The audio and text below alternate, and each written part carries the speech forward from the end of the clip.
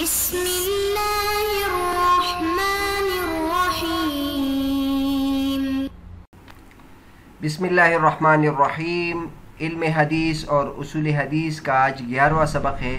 آج کے سبق کا عنوان ہے منکرین حدیث کے نظریات کی تردید، حصہ اول۔ آج کے سبق میں ہم منکرین حدیث کے جو نظریات ہیں اس کی تردید کے جو دلائل ہیں ہم ذکر کریں گے۔ اس سے پہلے اسباق میں آپ نے ملاحظہ کیا حجیت سنت اور حجیت حدیث کی دلائل قرآن مجید میں جو مذکور ہے وہ، اور اسی طرح جو احادیث میں مذکور ہے وہ آپ نے ملاحظہ کیے۔ اس کے بعد گزشتہ سبق میں یعنی سبق نمبر 10 میں آپ نے منکرین حدیث کے جو نظریات ہیں مختلف وہ آپ نے ملاحظہ کیے اور ان کے مختصر دلائل بھی اور ان کے نظریات آپ کے سامنے آ گئے۔ منکرین حدیث کے عمومی طور پر جو نظریات ہے وہ 3 نظریات ہے۔ گزشتہ سبق میں اس کا خلاصہ آپ کے سامنے آیا تھا۔ آج کے سبق میں چونکہ ان کے نظریات کی تردید ہم کریں گے تو دوبارہ ان نظریات کو ملاحظہ کرتے ہیں۔ منکرین حدیث میں سے بعض حضرات کا یہ نظریہ ہے کہ رسول اللہ صلی اللہ علیہ وسلم کا فریضہ صرف قرآن پہنچانا تھا، حدیث بالکل حجت نہیں، نبی کریم صلی اللہ علیہ وسلم کی حدیث حجت نہیں۔ نبی کریم صلی اللہ علیہ وسلم نے جو قرآن مجید ہمیں پہنچایا تھا وہ حجت ہے اور حدیث حجت نہیں۔ دوسرا نظریہ یہ ہے کہ حدیث رسول حجت ہے لیکن وہ صحابہ کرام کے لیے حجت تھے، ہمارے لیے حجت نہیں۔ تیسرا نظریہ یہ ہے کہ حدیث رسول تمام انسانوں کے لیے حجت ہے لیکن موجودہ حدیث قابل اعتماد نہیں ہے۔ اس کے لیے بطور حوالہ ہم نے مفتی محمد تقی عثمانی صاحب کی یہ عبارت آپ کے سامنے پیش کی تھی پچھلے سبق میں۔ آج کے سبق میں ہم علم حدیث کے جو انکار کرنے والے حجیت حدیث کے جو انکار کرنے والے ہیں اور اس کے جو پہلا نظریہ ہے کہ رسول اللہ صلی اللہ علیہ وسلم کا فریضہ صرف قرآن مجید پہنچانا تھا اور حدیث بالکل حجت نہیں، ان کی تردید میں دلائل ذکر کریں گے۔ آپ حضرات کو یاد ہوگا اس سے پہلے اسباق میں ہم نے حجیت حدیث اور حجیت سنت پر تفصیل سے دلائل ذکر کیے تھے، لیکن یہاں انکار حدیث کے ضمن میں بھی دوبارہ ان میں سے بعض دلائل نئے ہیں اور بعض دلائل کو دوبارہ ہم ذکر کرتے ہیں۔ چنانچہ مفتی محمد تقی عثمانی صاحب فرماتے ہیں نظریہ اولیٰ کی تردید۔ نمبر 1، اللہ تبارک و تعالیٰ قرآن مجید میں فرماتے ہیں وَمَا كَانَ لِبَشَرٍ أَن يُكَلِّمَهُ اللَّهُ إِلَّا وَحْيًا أَوْ مِن وَرَاءِ حِجَابٍ أَوْ يُرْسِلَ رَسُولًا۔ اس آیت میں ارسال رسول کے علاوہ وحیاً ایک مستقل قسم ذکر کی گئی ہے، یہی وحی غیر مطلوع ہے۔ تو گویا وحی کی 2 قسمیں ہیں، ایک وحی وہ ہے جس کی تلاوت کی جاتی ہے یعنی قرآن مجید، اور ایک وحی وہ ہے جس کی تلاوت نہیں کی جاتی ہے، نبی کریم صلی اللہ علیہ وسلم پر وحی آتی ہے اور نبی کریم صلی اللہ علیہ وسلم اس کے ذریعے سے ہمیں بتاتے ہیں۔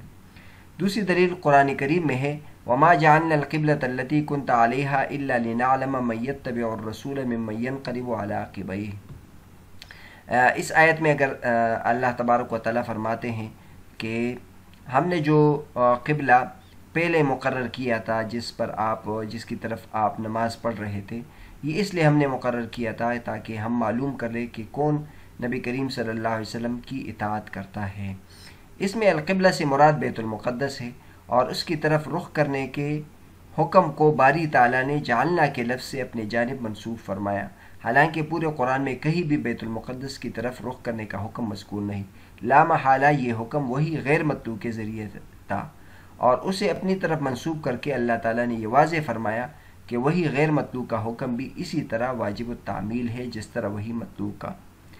تو بہرحال مفتی تقی عثمانی صاحب نے کئی دلائل ذکر کیے ہیں، قرآن مجید سے چن کے ایسے آیات پیش کیے ہیں جس میں اللہ تبارک و تعالیٰ نے اپنے سابقہ کسی حکم کا ذکر کیا ہے لیکن پورے قرآن مجید میں وہ حکم موجود نہیں ہے، جس سے معلوم ہوتا ہے کہ وہ حکم نبی کریم صلی اللہ علیہ وسلم کو حضور صلی اللہ علیہ وسلم نے قرآن مجید کے علاوہ کسی اور طریقے سے حکم دیا تھا تو معلوم، اور اس کو اللہ تبارک و تعالیٰ نے اپنے حکم قرار دیا تو معلوم ہوتا ہے کہ نبی کریم صلی اللہ علیہ وسلم کے وہ ارشادات جو وہی مطلوع کے علاوہ ہیں وہ بھی حجت ہیں۔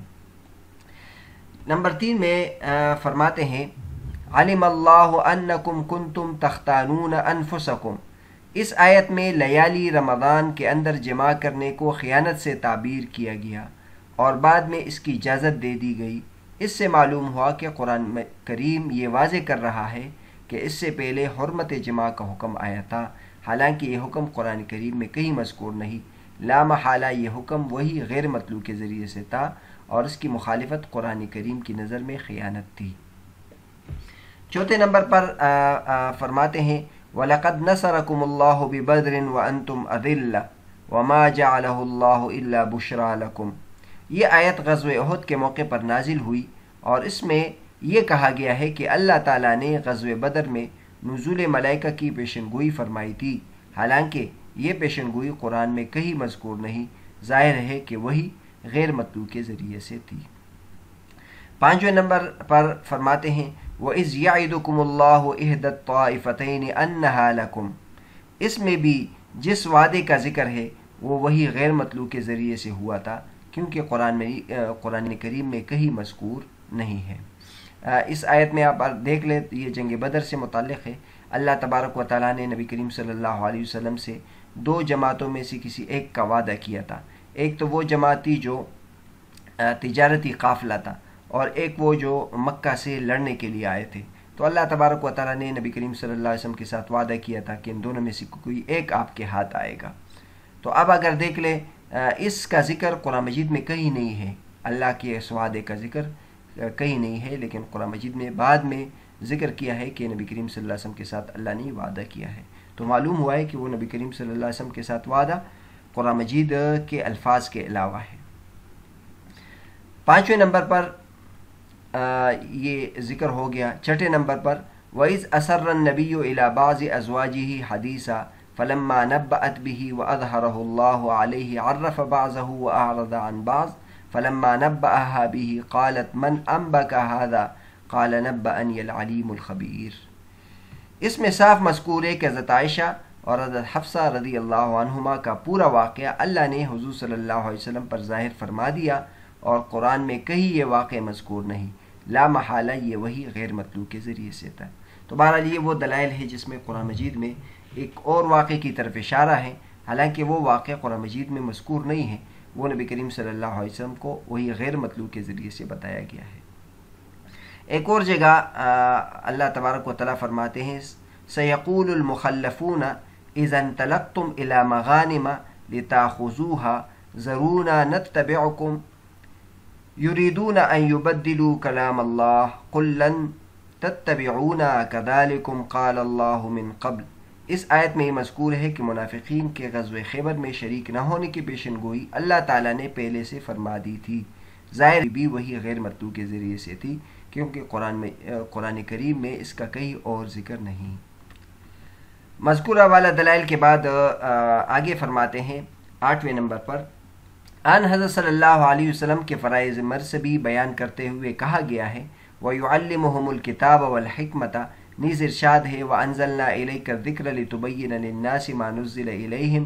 ان آیتوں سے صاف واضح ہے کہ آپ صلی اللہ علیہ وسلم کا منصب ایک ڈاکیے کی طرح معاذ اللہ محض پیغام پہنچا دینا ہی نہیں تھا، بلکہ تعلیم کتاب و حکمت اور تبیین و تشریح بھی تھا۔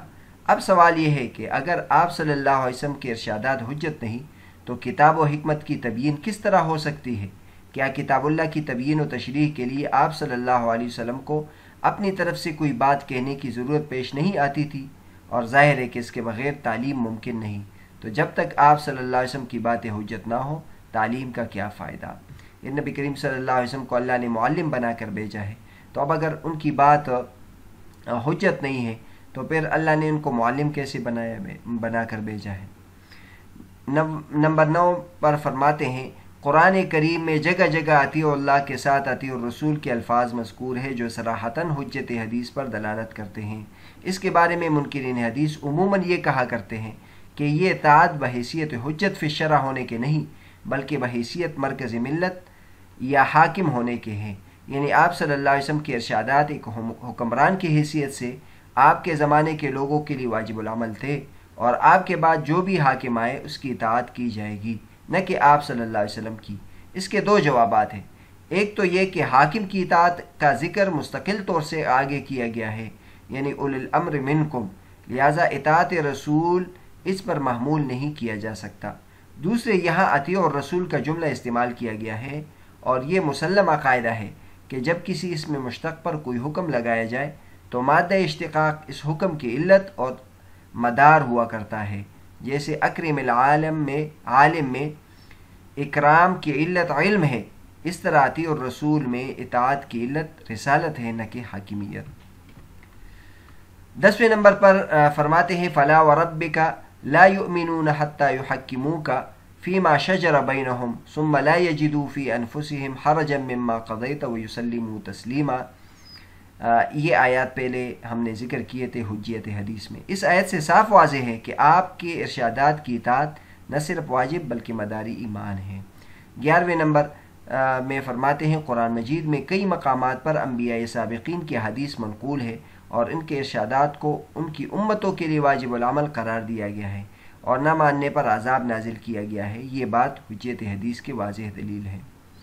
انبیاء سابقین میں سے متعدد حضرات ایسے ہوئے ہیں جن پر کوئی کتاب نہیں اتری، اگر ان کے ارشادات واجب العمل نہ تھے تو انہیں بھیجا ہی کیوں گیا۔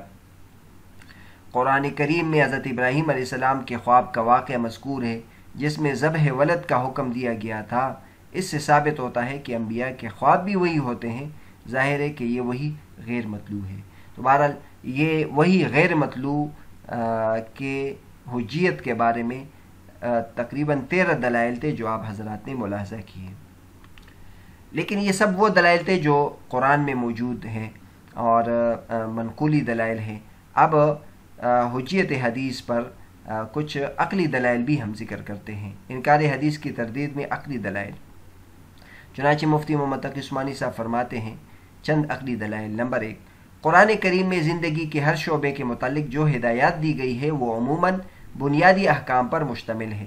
ان احکام کی تفصیلات اور ان پر عمل کے طریقے سب احادیث نے بتائے۔ نماز پڑھنے کا طریقہ اور اس کے اوقات اور تعداد رکعات کی تعیین، ان میں سے کوئی چیز بھی قرآن میں مذکور نہیں۔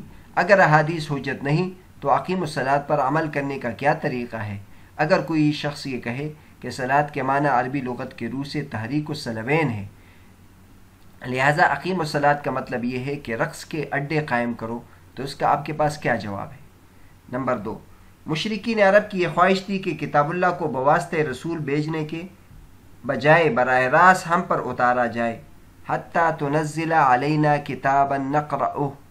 ظاہر ہے ایسی صورت میں معجزہ بھی زیادہ واضح ہوتا اور مشرکین کے ایمان لانے کی امید بھی زیادہ ہوتی، لیکن اللہ تعالیٰ نے یہ طریقہ اختیار نہیں فرمایا۔ سوال یہ ہے کہ اگر حدیث حجت نہیں ہے تو رسول کے بھیجنے پر کیوں اصرار کیا گیا؟ در حقیقت رسول کو اس لیے بھیجا گیا ہے کہ تنہا کتاب کسی قوم کی اصلاح کے لیے کبھی کافی نہیں ہو سکتی، تا وقت ہے کہ کوئی ایسا معلم نہ ہو جو اس کے معانی کو متعین کر دے اور خود اس کا عملی نمونہ بن کر نکل آئے، اور یہ اس وقت تک ممکن نہیں جب تک کہ اس کا ہر قول و فعل واجب الاتباع نہ ہو۔ تیسرے نمبر پر تمام امت بلا استثناء احادیث کو حجت مانتی آئی ہے۔ اگر یہ سب کے سب لوگ گمراہ تھے اور 1400 سال کی مدت میں پرویز صاحب کے سوا اسلام کا کوئی سمجھنے والا پیدا نہیں ہوا، تو پھر یہ سوچنا چاہیے کہ کیا وہ دین قابل اتباع ہو سکتا ہے جسے 1400 سال تک کسی ایک فرد بشر نے بھی نہ سمجھا ہو؟ تو بہرحال یہ منکرین حدیث کے نظریات کی تردید میں دلائل تھے، اور یہ آج کا جو سبق تھا اس موضوع کا پہلا حصہ تھا۔ انشاءاللہ اگلے سبق میں ہم اس موضوع پر جو باقی دلائل ہے وہ بھی ذکر کریں گے۔ آج کے سبق کا یعنی سبق نمبر 11 کا خلاصہ یہ ہے۔ آج کے سبق میں ہم نے منکرین حدیث کے 3 نظریات کی تردید میں تین نظریات ذکر کیے تھے، اور ان میں سے پہلے نظریے کی تردید میں دلائل ذکر کیے۔ پہلا نظریہ ان کا یہ تھا رسول اللہ صلی اللہ علیہ وسلم کا فریضہ صرف قرآن پہنچانا تھا اور حدیث بالکل حجت نہیں۔ دوسرا نظریہ یہ ہے کہ احادیث حجت ہے لیکن وہ صحابہ کرام کے لیے ہے، ہمارے لیے حجت نہیں۔ تیسرا نظریہ یہ ہے کہ احادیث رسول تمام انسانوں کے لیے حجت ہے لیکن موجودہ احادیث قابل اعتماد نہیں۔ تو ان میں سے جو پہلا نظریہ تھا کہ حدیث بالکل حجت نہیں، اس کے بارے میں پہلے ہم نے نقلی دلائل ذکر کیے، یعنی قرآن سے دلائل ذکر کیے، اور پھر اس کے بعد عقلی دلائل ذکر کیے۔ یہ آج کا سبق تھا۔